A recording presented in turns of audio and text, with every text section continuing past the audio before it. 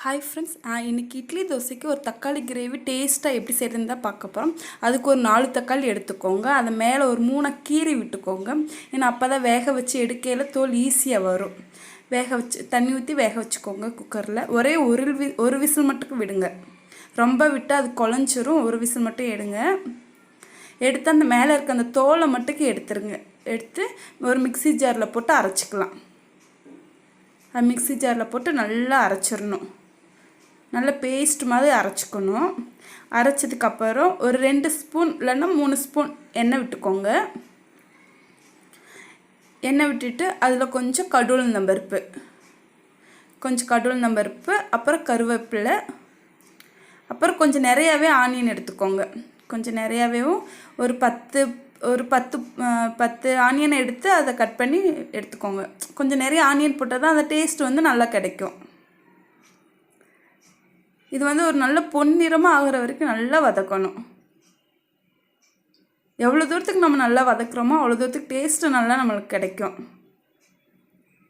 நல்லா வதக்கியாச்சு. இப்போ நம்ம அரைச்சி வச்சுருக்கோம் இல்லையா, அந்த இதை இப்போ நம்ம கொட்டணும். அதுக்கு முன்னாடி இதில் மசாலா ஆட் பண்ணிக்கலாம். என்னன்னா மிளகாத்தூள், காரத்துக்கு ஏற்ற மாதிரி மிளகாத்தூள் ஆட் பண்ணிக்கோங்க. நான் ஒரு 2 ஸ்பூன் மிளகாத்தூள் ஆட் பண்ணியிருக்கேன். அப்புறம் கொஞ்சம் மஞ்சள்,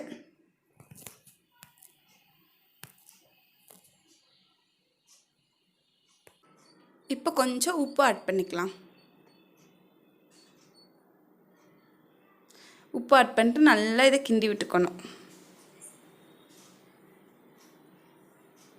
இது நல்லா கிண்டினதுக்கப்புறம் இப்போ தான் நம்ம அந்த அரைச்சி வச்சுருக்கோம் இல்லையா, அந்த தக்காளி இதில் கொட்ட போகிறோம்.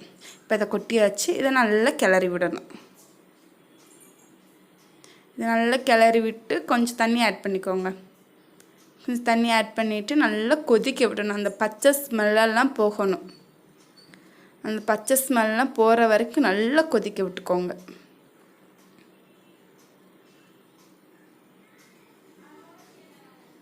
இன்னும் நல்லா கொதிச்சாதான் இதோட டேஸ்ட் இன்னும் நல்லாவே இருக்கும். அப்புறம் கொத்தமல்லி தழை கொஞ்சம் ஆட் பண்ணிக்கோங்க. அந்த ஸ்பைசிக்கு கொத்தமல்லி தழை ஆட் பண்ணிவிட்டு நல்லா கொதிக்க விட்டுக்கோங்க. இந்த ஸ்டேஜில் நம்ம என்ன ஆட் பண்ண போகிறோம்னா கொஞ்சம் கரம் மசாலா ஆட் பண்ண போகிறோம். கொஞ்சமாக ரொம்பலாம் வேணாம், கொஞ்சமாக கரம் மசாலா ஆட் பண்ணிக்கலாம். ஆட் பண்ணிவிட்டு இதை நல்லா கிண்டி விட்டுக்கலாம். கிண்டி விட்டு ஒரு திக்காக இருக்கும்.